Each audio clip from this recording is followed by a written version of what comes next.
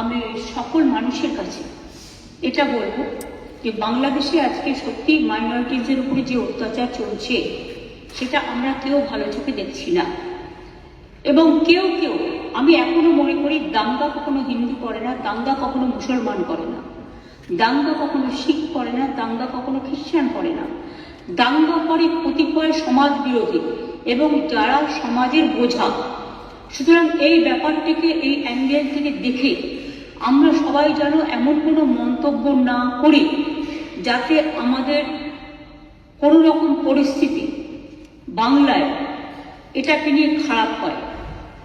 আমি কৃতজ্ঞ যে একদিকে হিন্দু ধর্মের মানুষরাও প্রতিবাদ করছেন, অন্যদিকে সংখ্যালঘু ইমামরাও কালকে প্রেস কনফারেন্স করে পরিষ্কার বাংলাদেশে যে মাইনরিটিদের উপর অত্যাচার হচ্ছে তারাও কিন্তু এটাকে তীব্র নিন্দা করেছেন এবং মাইনরিটিদের সেফটি এবং সিকিউরিটির ব্যাপারে বলেছেন। এটা বাংলায় প্রথম, যারা মনে রাখবেন এটা আমাদের ধর্মনিরপেক্ষতার একটা প্রধান একটা স্তম্ভ এবং আমি সকলকে এই জন্য অভিনন্দন জানাচ্ছি। আমাকে অনেক সংখ্যালঘু সম্প্রদায়ের অনেকে বলেছিলেন যে আমরা মিছিল করতে চাই, প্রতিবাদ করি। আমি বলেছিলাম না, মিছিল করলে অনেকে তো আছে জানেন এই সময় সুযোগ নেয় রাজনীতি, আবার একটা দাঙ্গা লাগিয়ে দেবে। আমি দাঙ্গাতে চাই না, আমরা দাঙ্গা চাই না, শান্তি চাই। একটা হিন্দুর গায়ে যে রক্ত আছে, একটা মুসলিমের গায়ে সে রক্ত আছে, একটা ভাইয়ের গায়ে যে রক্ত আছে, একটা বোনের গায়ে সে রক্ত আছে, একটা পাঞ্জাবির গায়ে যে রক্ত আছে, একটা শিখের গায়ে খ্রিস্টানের গায়ে সে রক্ত আছে। আমরা নিজেদের মধ্যে ভেদাভেদ না করে, আর কয়েকটি মিডিয়া, আই মাস্ট সে, আমি অ্যাপিল করছি তাদের কাছে, এটা উত্তরপ্রদেশ নয় যে আপনাদের ব্যান করে দেব, এটা উত্তরপ্রদেশ নয় বা রাজস্থান নয় যে আপনাদের অ্যারেস্ট করে নিয়ে যেভাবে সাংবাদিকদের উপর অত্যাচার হয়েছিল, আমার কাছে ছবি আছে, সেটা করব। কিন্তু আমি নিশ্চয়ই আবেদন করতে পারি, অনেকগুলো ফেক ভিডিও বাজারে চলছে, কোনো একটা পলিটিক্যাল পার্টির পক্ষ থেকে কিছু ফেক ভিডিও চালিয়ে আগুন লাগাবার চেষ্টা করা হচ্ছে। প্লিজ দয়া করে, অনুগ্রহ করে উভয় সম্প্রদায় এর থেকে বিরত থাকুন। আমরা কেউ কিন্তু কারো পক্ষে নয়, সবাই কিন্তু সবার পক্ষে, এটা মাথায় রাখতে হবে। আমি বারবার বলি, ধর্ম যার যার আপনার, উৎসব কিন্তু সবার। বাংলাদেশের ব্যাপারে government of India, late government of India to decide. এখানে আমরা যেন কেউ অতিরিক্ত কথা না বলি এবং অতিরিক্ত কথা বলে পরিস্থিতিটা নষ্ট না করি। যারা ভাবছেন এটা নিয়ে রাজনীতি করবেন তারা জেনে রাখুন, ওটা করতে গেলে আপনার রাজ্যেরও ক্ষতি হবে, ওখানেও যারা আমাদের বন্ধু বান্ধবরা আছে, ভাই বোনেরা আছে, তাদেরও ক্ষতি হবে। আমরা এটা চাই না। গভর্নমেন্টের কতগুলো পলিসি আছে, যেমন এক্সটার্নাল অ্যাফেয়ার্স পলিসি, এটা গভর্নমেন্ট অফ ইন্ডিয়ার ভাগ্যে পড়ে, আমাদের নয়, ওদের জুরিসডিকশনে পড়ে। অনেকে ওপার বাংলা থেকে এপার বাংলা আসতে চাইছে কিন্তু তারা ঢুকতে পারছে না।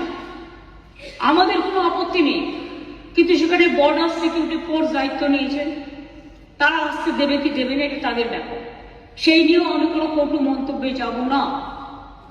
কিন্তু যাদের টাকা আছে, পয়সা আছে, ভিসা আছে, পাসপোর্ট আছে, তারা তো প্লেনে চলে আসছে।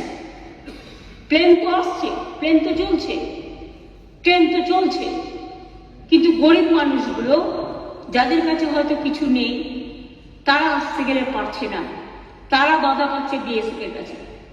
আমাদের হাতে কিন্তু বর্ডার নেই, এটা মাথায় রাখবেন।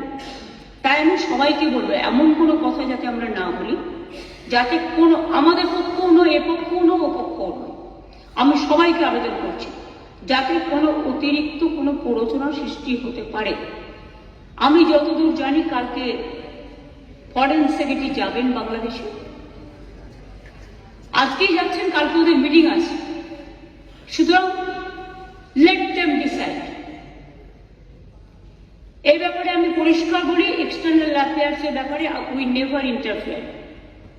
আমাদের দলের পলিসি হচ্ছে এবং আমাদের সরকারেরও আমরা সবসময় এ ব্যাপারে গভর্নমেন্ট অফ ইন্ডিয়া যে গাইডলাইন্স দেয়, এক্সটার্নাল অ্যাফেয়ার্স যে গাইডলাইন্স দেয়, এটা কিন্তু আমরা মেনে চলি। তাই আপনাদের সবাইকে অনুরোধ করব, আসুন আমরা এমন একটা পরিবেশ সৃষ্টি করি যাতে এপার বাংলা দেখিয়ে দেবে যে আমরা ভারতবর্ষ, আমাদের জাতীয়তাবোধ, আমাদের দেশাত্মবোধ, আমাদের মমত্ববোধ, আমাদের স্নেহবোধ, আমাদের ধন ধান্যে পুষ্পে ভরা আমাদের এই বসুন্ধরা, তাহার মাঝে আছে দেশ এক সকল দেশের সেরা, সে যে স্বপ্ন দিয়ে তৈরি, সে যে স্মৃতি দিয়ে ঘেরা। এমন দেশটি কোথাও খুঁজে পাবে না কো তুমি, সকল দেশের সেরা, সে যে মোদের জন্মভূমি। এই জন্মভূমিকে আপনারা প্রতিপালন করেছেন, জন্মেছেন এই মাটিতে। এই মাটিটাকে সমৃদ্ধ করুন, ভালোবাসুন, এবং যদি কেউ বিচ্ছিন্ন করতে আসার চেষ্টা করে তাকে প্রতিরোধ করুন, এবং সেক্ষেত্রে বাঁধ ভেঙে দিতে হবে। আর যারা কেউ কেউ বলছে বিহার দখল করব, উড়িষ্যা দখল করব, আমি বলি ভাই ভালো থাকবেন, সুস্থ থাকবেন, সুন্দর থাকবেন। কিন্তু এত বড় হিম্মত আপনাদের কেন? কারণ নেই যে বাংলা, বিহার, উড়িষ্যা সব নিয়ে নেবেন আর আমরা বসে বসে লালিপপ খাবো। এটা ভাববার কোনো কারণ নেই। আমরা যথেষ্ট সচেতন নাগরিক এবং আমরা যথেষ্ট সক্রিয়, কিন্তু আমরা ধৈর্যের পরীক্ষা দিই। তার কারণ এটা আমরা রবীন্দ্রনাথ ঠাকুরের কাছে শিখেছি যে আগুনের পরশমণি ছোঁয়াও প্রাণে, এই জীবন পূর্ণ করো, এই জীবন পূর্ণ করো, এই জীবন পূর্ণ করো। তাই আমি মনে করি ভারতবর্ষের অখণ্ড আমাদের সকলের অখণ্ড, এবং আমরা সবাইকে রক্ষা করব। এটাই আপনাদের সকলকে আমি আবেদন জানিয়ে গেলাম। যেহেতু হাউস চলছে, লোকসভাতেও আমাদের মেম্বাররা নিশ্চয়ই আলোচনা করবেন সুযোগ পেলে। কাজে যিনি গেছেন ক্যাবিনেট সেক্রেটারি, আমরা আশা করি তার দৌত্য সফল হোক, শান্তি ফিরে আসুক। বাংলাদেশের রাজনীতির সাথে আমাদের রাজনীতির সম্পর্ক নেই। ওরা কে কি রাজনীতি করবে সে নিয়ে আমরা কোনো কথা বলতে চাই না, কিন্তু আমাদের দেশের যে ধর্ম নিরপেক্ষতা, যে গণতন্ত্র, যে সংবিধান, আমরা যেন সেটাকে মেনে চলি। আমরা যেন অন্য কোনো উস্কানিতে আমরা যেন কোনো উস্কানি না দিই, এটুকুই আমার আবেদন। অনেক ধন্যবাদ স্যার এই টাইমটা আমায় দেওয়ার জন্য।